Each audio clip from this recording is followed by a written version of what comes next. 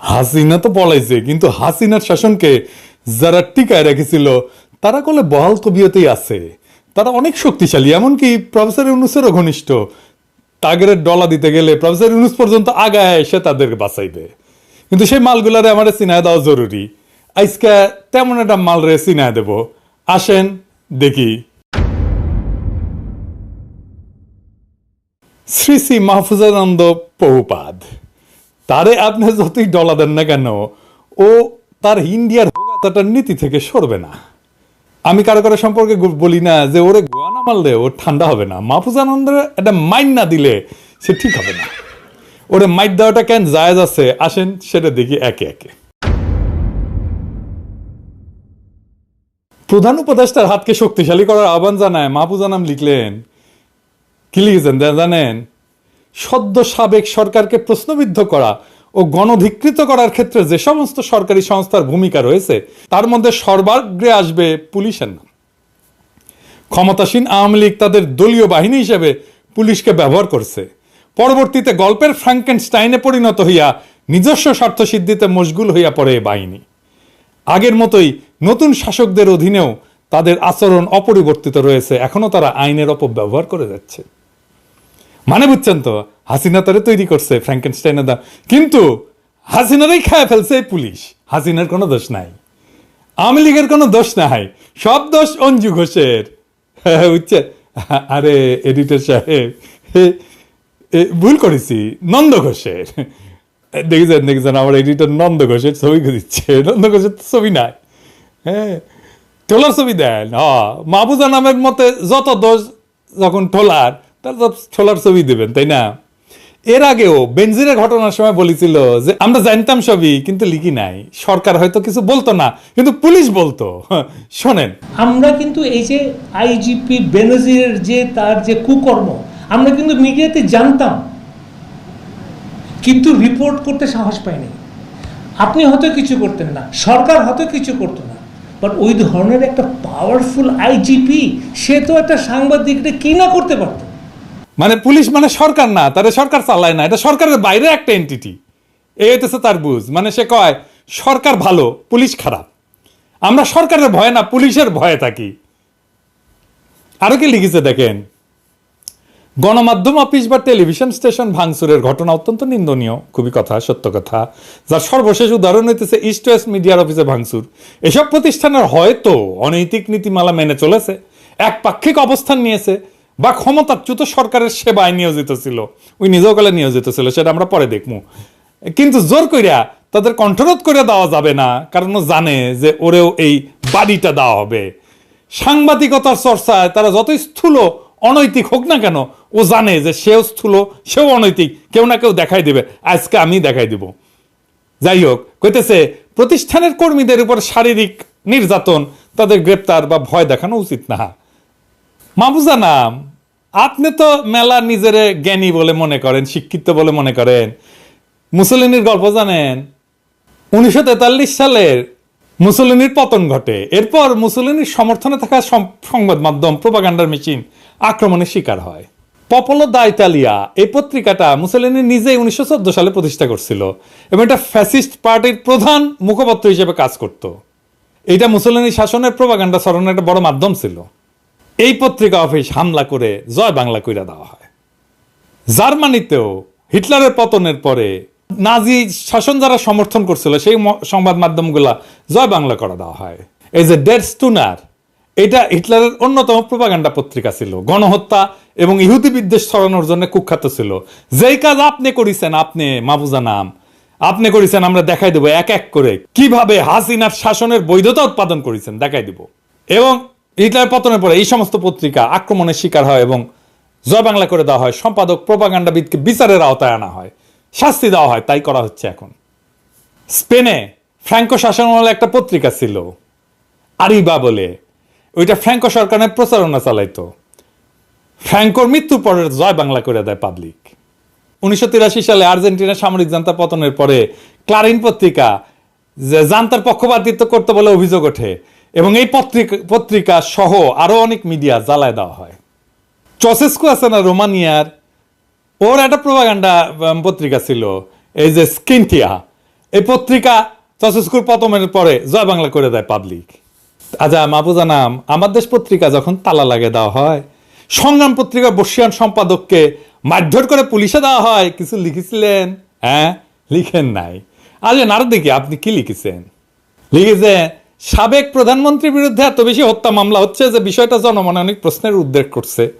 এমন মামলা যত বেশি হবে ততই গ্রহণযোগ্যতা কমতে থাকবে। এ বালসিউন, এ মাহফুজা নাম, এই যে এতগুলো শহীদ হয়েছে, এটা কার নির্দেশে হয়েছে? হাসিনার নির্দেশে হয়েছে কিনা? হাসিনারে দায় মুক্তি দেওয়ার কাজ এখনই শুরু হয়ে গেছে। কেমন জাউরা দেখছেন? ওর জাউরা আরো দেখিচ্ছি, দাঁড়ান। এবার আসেন তার পত্রিকায় ছাপা কিছু নিউজ আইটেম দেখি।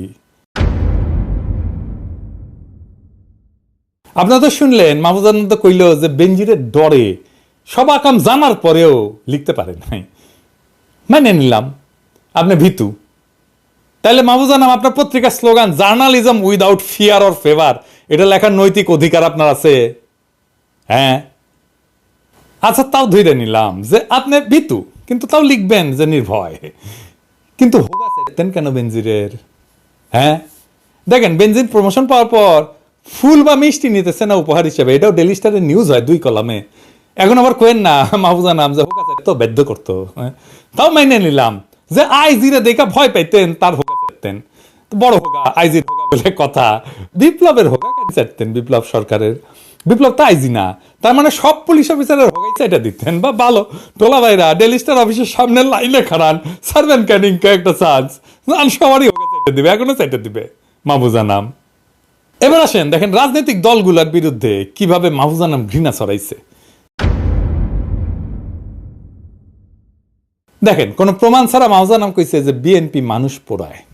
ইংরেজিতে লিখেছে, বাংলা করে করছি, কোনো অনুশোচনা নেই, একটি সহানুভূতির শব্দও নেই, এই তরুণ জীবনগুলোর জন্য কোনো উদ্বেগের ছাপও নেই। আমরা মির্জা ফখরুলকে শুধুমাত্র একটি প্রশ্ন করতে চাই, যারা আসলে আগুন জ্বালিয়েছিল, যা মনির এবং সুমিকে পুড়িয়ে দিয়েছে, তাদেরকে আপনি কি বার্তা দিয়েছেন? তাদেরকে এই জঘন্য কাজটি আবার করতে সবুজ সংকেত দেননি? এটাই কি সেই ধরনের রাজনীতি যা আপনি চান বা যার সঙ্গে আপনি বাঁচতে পারেন? আপনি কি ক্ষমতা এলে দেশ শাসন করতে পারবেন? বিএনপিকে জিজ্ঞেস করতেছে মির্জা ফখরুলকে। ইংরেজিতে লিখেছে তো, ঠিকই লিখেছে তাই না? হ্যাঁ, মির্জা ফখরুল ভাইকে আর বিএনপির নেতা কর্মীদের জিজ্ঞাসেন ঠিকই লিখেছে কিনা। আবার কি লিখেছে দেখেন, বিএনপি বোমা মাইরা মানুষ মারতেছে কেয়ারটেকার সরকার আন্দোলনে, এটা নাকি প্রমাণিত। কইছে যে এটার জন্য, এসবের জন্য বিএনপির উচিত মানুষের কাছে মাপ চাওয়া। হ্যাঁ, ওই কি কি করিছে সেটা দেখামো, দেখি ওই মাপ চাই কিনা পাবলিকের কাছে। লিখিচ্ছে আমাদের বিরোধী নেতারা তাকে কি বলবেন যে তার জীবন ধ্বংস হয়ে গেছে কারণ সরকার তাদের তত্ত্বাবধায়ক সরকারের দাবির কাছে নতি স্বীকার করেনি। এইটা 14 বছর বয়সে একটা মেয়ের সাথে কিভাবে সম্পর্কিত, যে কেবল তার মৌলিক অধিকার প্রয়োগ করেছিল এক স্থান থেকে আরেক স্থানে যাওয়ার। যা আমাদের সবচেয়ে বেশি বিস্মিত করে তা হলো নিরীহ মানুষের প্রতি কখনোই কোনো ক্ষমা চাওয়ার শব্দ নেই, যাদের রাজনৈতিক কার্যকলাপের সাথে কোনো সম্পর্ক নেই, এবং যারা আমাদের রাজনৈতিক নেতাদের নির্দয় ধ্বংসাত্মক আচরণের শিকার হয়।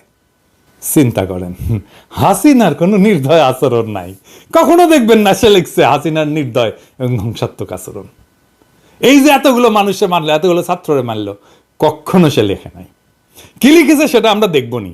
হ্যাঁ, কিরকম জাউরা ওরে, আমি কই না ওরে মারলেও ঠিক হবে না। দেখেন আবার লিখিচ্ছে কেয়ারটেকার আন্দোলনের অর্থনীতির ক্ষতি হচ্ছে, বিএনপি আওয়ামী লীগ সমান অপরাধী। ওই করছে যে আমাদের গণতন্ত্রের থেকে বেশি দরকার জিডিপি গ্রোথ। আবার দেখেন তারেক রহমান সম্পর্কে কি করছে, তারেক রহমান নাকি আয়ামান আল জাওয়াহিরির মতো ভিডিও ছাড়ে। মানে বুঝেছেন তো, তারেক রহমান হচ্ছে এক্সট্রিমিস্ট নেতা, বুঝছেন? ভিডিও ছাড়িচ্ছে, ভিডিও ছাড়লে এক্সট্রিমিস্ট নেতা হয়ে যায়। তো তুমিও তো মাহফুজা নাম বালসাল লেখ ফেলাও দিস্তা দিস্তা কাগজে লিখে, আমরা কেউ কিছু কইছি? ভিডিও তো তুমিও করো, তোমার ডেইলি স্টারও তো করে। দেখেন আরো কি লিখেছে আর একটা রিপোর্টে, কারাবন্দী সাবেক প্রধানমন্ত্রী খালেদা জিয়ার আটককৃত পুত্র তারেক এবং মামুন ক্ষমতার অপব্যবহারের মাধ্যমে একসঙ্গে কাজ করে বিপুল সম্পদ অর্জন করেছেন। অতিরিক্ত রাজনৈতিক এবং ব্যবসায়িক উচ্চাকাঙ্ক্ষা নিয়ে যারা ছিল তারা তাদের মনোযোগের জন্য প্রতিযোগিতা করত। তারেক রহমানের সেই সম্পদ কই? 15 বছর তো হাসিনা ক্ষমতায় ছিল, আর তারেক রহমানের ওয়াইফ তো কার্ডিওলজিস্ট, মেয়ে তো ব্যারিস্টার। বাবুজান নাম নিজের অরক্ষিত অ্যাকাউন্টের দিকে কৃপান তোলা যায় কি? আপনার বিরুদ্ধে তো অভিযোগ আছে যে আপনি হুন্ডি করে আপনার মায়ের টাকা পাঠাইছেন, লন্ডনে সেটা দিয়ে বাড়ি কিনিছে। এটা ছাপাক একটা পত্রিকা বাংলাদেশের, তাই না? হ্যাঁ, গুজব তো আছেই, ছাপাইলে তো অসুবিধা নেই, লিখে দিবেন, গুজব আছে লিখে দিবে, আপনার কেমন লাগবে?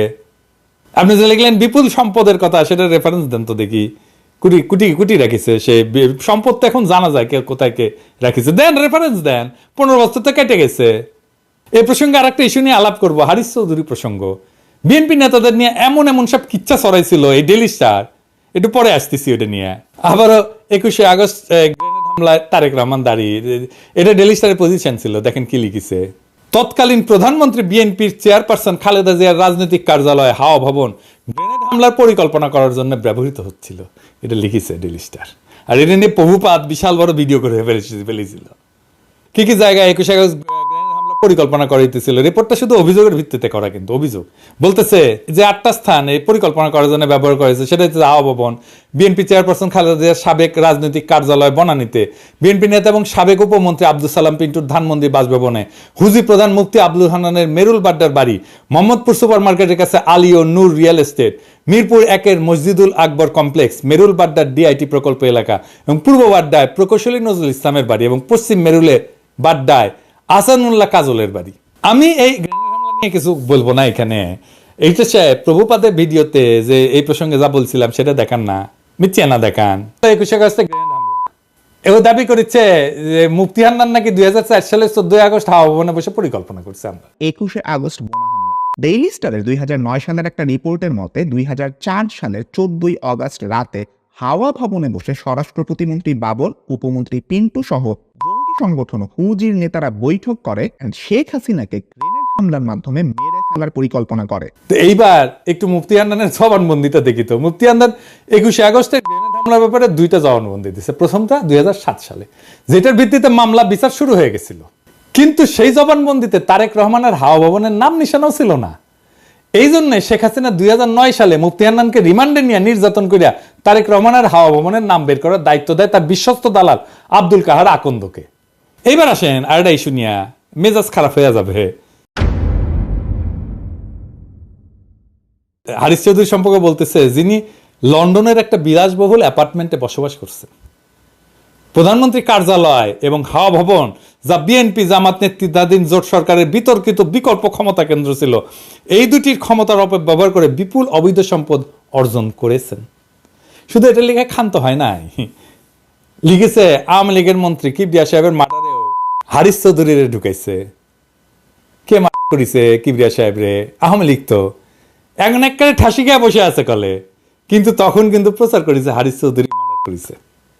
হারিস চৌধুরী সিলেটের জমিদার বংশের ছেলে, খুবই ভালো ছাত্র ছিল, ঢাকা বিশ্ববিদ্যালয়ের টিচার হওয়ার কথা ছিল তার, সে টিচার হয় নাই।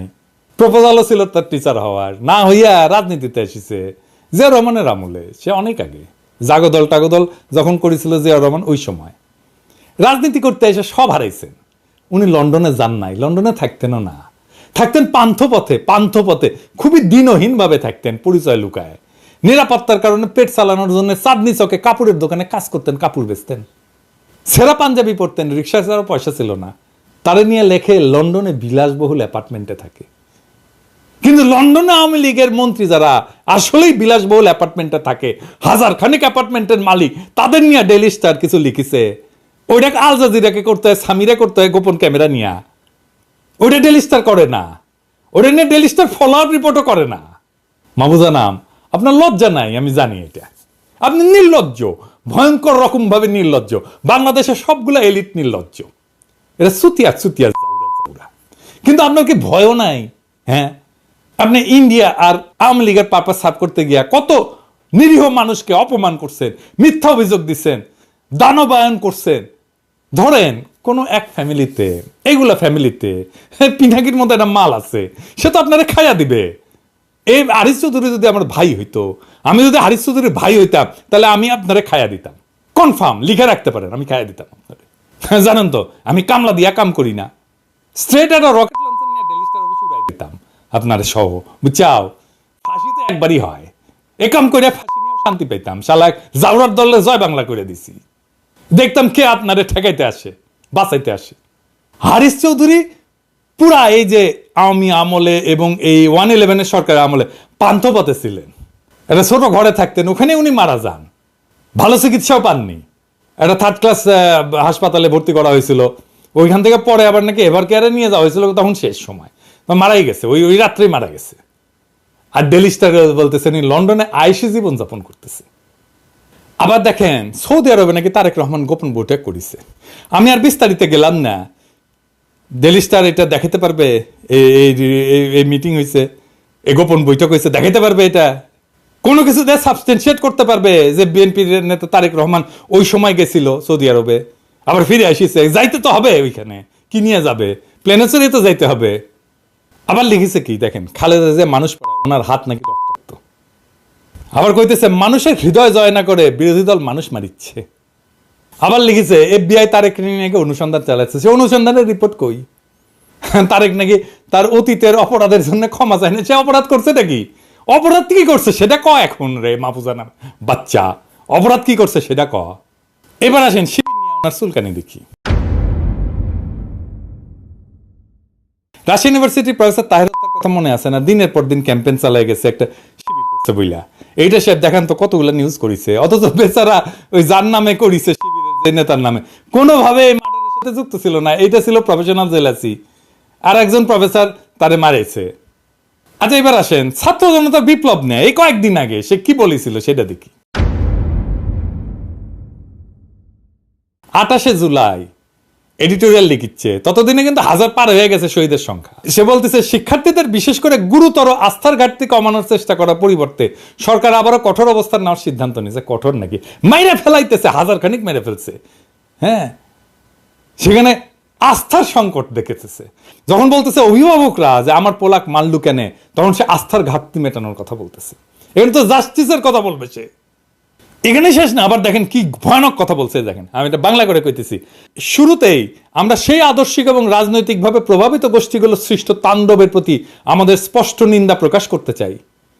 কারা? ছাত্ররা যেটা করছে, যাদের লক্ষ্য ছিল আমাদের দেশকে অস্থিতিশীল করা, সাধারণ অসন্তোষকে সহিংসতায় উস্কে দেওয়া এবং সরকার উৎখাতের চেষ্টা, যা কিছু মন্ত্রীর দাবি অনুযায়ী, এবং যদি তা সত্য হয় আমরা দৃঢ়ভাবে তার নিন্দা জানাই।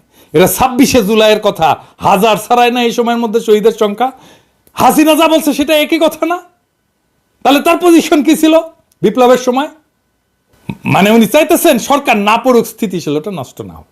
বিপ্লবের পরে এই পত্রিকা কিভাবে দিব্যি চলে, উনি দোষ দিচ্ছেন রাজাকারের বাচ্চাদের। দেখেন কি লিখিচ্ছে, আমরা গণমাধ্যম থেকে বাংলাদেশ বিরোধী ষড়যন্ত্র উদ্ঘাটনে সরকারকে সহযোগিতা করবে, হাসিনাকে সহযোগিতা করবে, এবং আমাদেরকে বলছে আমরা বাংলাদেশ বিরোধী ষড়যন্ত্র করতেছি। যারা 1971 সালে আমাদের জন্মের বিরোধিতা করেছিল তাদের প্রতিরোধ করতে হবে, পরাজিত করতে হবে এবং ধ্বংস করতে হবে। চিন্তা করছেন কোন পজিশন নিয়েছিল এই মাহফুজা নাম বাচ্চা? ডেইলি স্টার হাসিনাকে সাহায্য করবে তাদের আইডেন্টিফাই করতে এবং ধ্বংস করতে। এই হারামজাদা বাংলাদেশে দাঁড়ায় কথা বলে, এই হারামজাদা বাংলাদেশে এখনো পত্রিকা চালায়, এই হারামজাদা এখনো সুশীল সাজে, এই হারামজাদা প্রফেসর ইউনূসের সাথে যে দেখা করে, আর প্রফেসর ইউনূস আবার দেখাও করে তার সাথে। আর একটা নিউজে লিখছে ওই যে মেট্রো রেলটা পুরাই দিছিল না, ওইখানে এখন দেশ বিশৃঙ্খলার মধ্যে রয়েছে। টোল বুথ থেকে শুরু করে বাংলাদেশ সড়ক ও পরিবহন কর্তৃপক্ষ, BRT এর কার্যালয়, ফ্লাইওভার থেকে মেট্রো রেল স্টেশন, গত কয়েকদিনে অসংখ্য সরকারি স্থাপনায় আগুন লাগানো হয়েছে বা ভাঙচুর করা হয়েছে।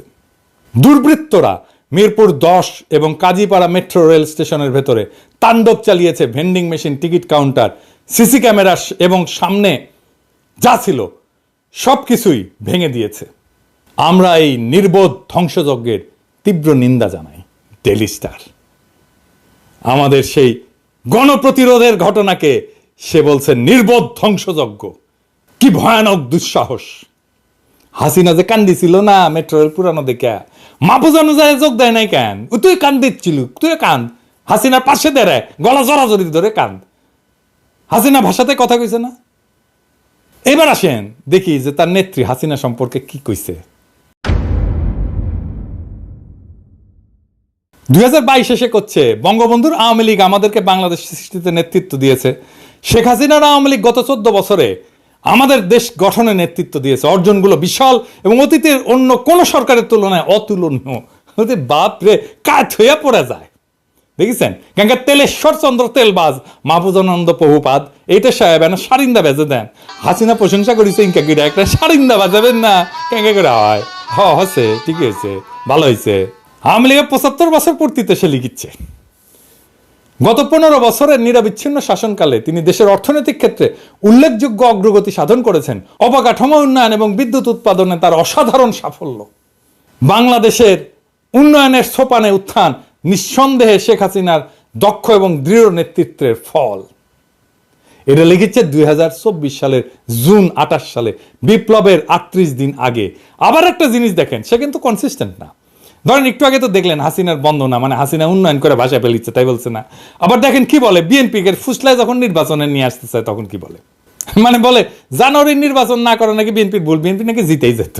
লিখছে আমাদের ভোটারদের মধ্যে ক্ষমতাসীনদের বিরোধিতার যে ঐতিহ্য রয়েছে সেই সঙ্গে আওয়ামী লীগ ক্ষমতার অপব্যবহার, দুর্নীতি, স্বজনপ্রীতির অবিরাম গল্পের প্রেক্ষিতে মানুষ হয়তো পরিবর্তন চাইতে পারে বলে ধারণা করা অযৌক্তিক নয়। বিএনপি কি সেই ভিত্তিতে কিছু গড়তে পেরেছে? আমাদের নিজস্ব প্রতিবেদকদের ব্রিফিং, প্রতিশোধের ভয়ে অপ্রকাশিত থাকা গবেষণা এবং গুজব ভিত্তিক গোয়েন্দা প্রতিবেদনগুলো সবই ইঙ্গিত দেয় যে বিরোধী দলের প্রতি সমর্থন উল্লেখযোগ্য ছিল। যদি তা অত্যধিক নাও হয়ে থাকে, সেই সমর্থন নিয়ে বিএনপি কি করেছে? হাসিনার বন্দনার সময় এক ভাষা, আর বিএনপির ফুসলানোর সময় আর এক ভাষা, আর এক ন্যারেটিভ। এটিতে সে আলাদা করে দেখান। একদিকে আওয়ামী লীগ ক্ষমতা অপব্যবহার, দুর্নীতি, স্বজনপ্রীতির অবিরাম গল্প, মানুষ পরিবর্তন চাইতে পারে, এটা বিএনপিতে যখন ফুসলানো হচ্ছে। আর এদিকে দেখেন হাসিনাকে যখন বন্দনা করে লিখেছে এই একই সময়। গত 15 বছরের নিরবিচ্ছিন্ন শাসনকালে দেশের অর্থনৈতিক ক্ষেত্রে উল্লেখযোগ্য অগ্রগতি সাধন করেছেন, অবকাঠামো উন্নয়ন করেছেন, বিদ্যুৎ উৎপাদনে তার অসাধারণ সাফল্য। বাংলাদেশের উন্নয়নের সোপানে উত্থান নিঃসন্দেহে শেখ হাসিনার দক্ষ দৃঢ় নেতৃত্বের ফল। এই বছর জানুয়ারি মাসে শেখ হাসিনাকে উপদেশ দিচ্ছে দুর্নীতি দমনে উচ্চপদস্থ কমিটি করতে। এটা নেতৃত্বে শেখ হাসিনাই থাকতে হবে, মানে শেখ হাসিনা দুর্নীতি করে নাই, বাকি সব দুর্নীতি করছে। আবার দেখেন আর এক তত্ত্ব, কেয়ারটেকার সরকার সম্পর্কে হচ্ছে দুই দলই খারাপ। কেয়ারটেকার সরকার চাওয়া বিএনপির একটা স্বার্থপর চাওয়া। তো যখন কেয়ারটেকার সরকারের প্রসঙ্গ আসে তখন উদাস হয়ে যান উনি, আকাশের দিকে চেয়ে থাকেন। উনি বলেন যে উভয় দলই তাদের সংকীর্ণ স্বার্থপর দলীয় স্বার্থের জগতে বসবাস করছে। আমাদের পক্ষ থেকে সহজ প্রশ্ন হলো, অর্থনীতি, জনগণ এবং দেশের কথা কে ভাবছে? দুঃখজনকভাবে উত্তরটি হলো ওরা না। আরে ওরে সর্বনাশ! সাহিত্য, আবেগ আর ভালোবাসা দিয়া সব এখন কবিতা লেখা শুরু করেছে যখন কেয়ারটেকার সরকারের ঘটনা আসে। খালেদা জিয়ার অসুস্থতা নিয়ে লিখতে গিয়া হাসিনার রেহানার কষ্ট নিয়ে অনেক কেন্দ্রে শেষ। দেখেন কি লিখেছে, তার সোনালী সময়ে বিএনপি, আওয়ামী লীগ এবং এর সভাপতি শেখ হাসিনার সঙ্গে সম্পর্কিত কোনো বিষয়কে রাজনৈতিক দৃষ্টিভঙ্গি ছাড়া অন্য কোনোভাবে দেখেনি। খালেদা জিয়া প্রসঙ্গে বলতেছে, শেখ হাসিনাকে তার পিতামাতার হত্যার জন্য ন্যায় বিচার পাওয়ার সুযোগ দেওয়া হয়নি, যা যে কোনো ব্যক্তির মৌলিক অধিকার, বিশেষ করে সন্তানদের জন্য। মামলা করার অধিকারটুকু তাকে দেওয়া হয়নি। সেই বাস্তবতার অন্যায় এবং শেখ হাসিনা ও শেখ রেহানার অসহায়ত্বের অনুভূতিটি আমাদের সবার অনুভব করা উচিত। ওই অনুভব করিচ্ছে বেটা, তোর তো সব অনুভব গেছে গা, তুই আর কি অনুভব করবি রে বুড়া খাটাস মাহবুজা নাম। এইটা সাহেব সেবার শেখ হাসিনা সে প্রিয় উক্তিটা দেন, স্বজন হারানোর বেদনা আমার চাইতে কে বুঝে। মাহবুজা নামকে বেশি শুনান, ওর অনুভব জায়গায় উঠবে নি। হ্যাঁ, ভালো করে বেশি করে শুনে নেন, দেখেন অনুভব জাগে কিনা, ভাগ্য ছাড়া কাম হয় কিনা, দেখেন শুনেন। স্বজন হারা বেদনা নিয়ে আমি বেঁচে আছি। আমি জানি একজন আপনজন হারালে কি কষ্ট হয়। গত ডামি নির্বাচনের আগে আমেরিকা যখন আওয়ামী লীগরে বাম্বু দিতেছিল তখন সে কি কইছিল আমি দেখাচ্ছি। মানবাধিকার নিয়ে পিটার হাস কথা বলায় মাহবুজা নাম চাইতে বোম, সে বিশাল কলাম লেখা ফেলছে, পুরাটা আর পড়তেছি না। সে ভেনেজুয়েলা, এটা সেটা, আমেরিকার নির্বাচন, এই সমস্ত নিয়ে এসে পিটার হাসরে ধুচ্ছে সে মাহবুজা নাম। কেন? সে বাংলাদেশের ফ্রি ফেয়ার ইলেকশন নিয়ে কথা কইছে, মানবাধিকার নিয়ে কথা কইছে, ফ্রি প্রেস নিয়ে কথা কইছে। আবার তারে মনে করা হয় সে নাকি আমেরিকান লোক আর কি, বুঝছেন, আমেরিকান লবি মেনটেন করে। ওই একটা ইন্ডিয়ান লোক। যতদিন ইন্ডিয়া আর আমেরিকার একই স্বার্থ নিয়ে কাজ করে তখন বোঝা যায় না, তখন ওরা দেখে মনে হয় ওইটাই আমেরিকান। আর যখন ইন্ডিয়া আর আমেরিকার স্বার্থ আলাদা হয়ে যায় তখন ও ইন্ডিয়ার দিকে ঝুঁকে যায়, তখন অ্যান্টি আমেরিকান হয়ে যায়, বিপ্লবী হয়ে যায়, তখন যে সাম্রাজ্যবাদ নিপাত যাক বলা শুরু করে। আচ্ছা, এবার আসেন ফাইনালি হেফাজতের 5ই মের গণহত্যা নিয়ে করা নিয়ে সংবাদে। টাইটেলটা দেখেন, ফ্লাশড আউট, আমরা টয়লেট ফ্ল্যাশ করি। ইংরেজিতে জনতাকে সরায় দেওয়ার ক্ষেত্রে এই শব্দগুচ্ছ কখনো ইউজ করা হয় না। আমি অনেক খুঁজেও পাইনি, আপনারাও চেষ্টা করে দেখতে পারেন পান কিনা। ফ্লাশড আউট শব্দগুচ্ছটা এটা অসম্মানজনক, বিশেষ করে যদি কোনো ব্যক্তি গোষ্ঠীকে নিকৃষ্টভাবে অপমানজনকভাবে বের করে দেওয়ার অর্থে ব্যবহার করা হয়। কোনো রাজনৈতিক জনগোষ্ঠীকে, কোনো নেতাকে যদি ফ্ল্যাশ আউট করা হয়, তাহলে মানে তুচ্ছ বা নিন্দনীয়ভাবে তাদেরকে বের করে দেওয়া হয়েছে। অধিকারের ফ্যাক্ট ফাইন্ডিং রিপোর্ট নিয়ে কি বলেছিল ডেইলি স্টার দেখেন। অধিকারের হেফাজতে ইসলাম বাংলাদেশের সমাবেশ এবং মানবাধিকার লঙ্ঘন শিরোনামের প্রতিবেদনটি আংশিক সত্য, পক্ষপাতদুষ্ট এবং একপাক্ষিক উপস্থাপনা। এই অধিকারের আদিলুর রহমানকে জেলে নেওয়ার জন্য এই রিপোর্টটা ইউজ করা হয়েছে, তার সাজাও দেওয়া হয়েছে, জেলও খাটছে, এখন সে মন্ত্রী। লজ্জা লাগে না মাহফুজা নাম? যে সরকারের সাথে লটকালটকি করো এখন নিজের পিঠ বাঁচানোর জন্যে, হ্যাঁ? আচ্ছা, আবার আসুন তারেক রহমানকে নিয়ে আরো কিছু ভুলে গেছিলাম, এবার আরেকটু বলি আর কি। তারেক রহমানকে নিয়ে করছে, বিএনপির মূল শিকড়কে গ্রাস করা অবক্ষয়ের সবচেয়ে নাটকীয় প্রতিচ্ছবি যদি কেউ হন, তা হলেন তারেক রহমান। রিমান্ডে থাকা অবস্থায় তারেক রহমান জিজ্ঞাসাবাদকারী ওই ক্যাঙ্কা করে পাইছে, ওইটা জিজ্ঞেস করেন। ওনাকে জিজ্ঞাসাবাদকারী নাকি বিদেশে 5টা ব্যাংকে তার কত টাকা আছে তা প্রকাশ করছে, তবে সেই তথ্য তদন্তকারীতে সন্তুষ্ট করতে পারেনি। জেআইসির ব্যাপক জিজ্ঞাসাবাদের মুখোমুখি হয়ে সদ্য প্রাক্তন প্রধানমন্ত্রী খালেদা জিয়ার বড় ছেলে তারেক রহমান তদন্তকারীদের কাছে এই তথ্য প্রকাশ করেন। এক সূত্র নাম প্রকাশ না করার শর্তে জানিয়েছেন, তিনি তদন্তকারীদেরকে বিদেশি ব্যাংকের অ্যাকাউন্টে থাকা তার টাকার পরিমাণ সম্পর্কে বলেছিলেন, কিন্তু সেই তথ্য তদন্তকারীদের সন্তুষ্ট করতে পারেনি।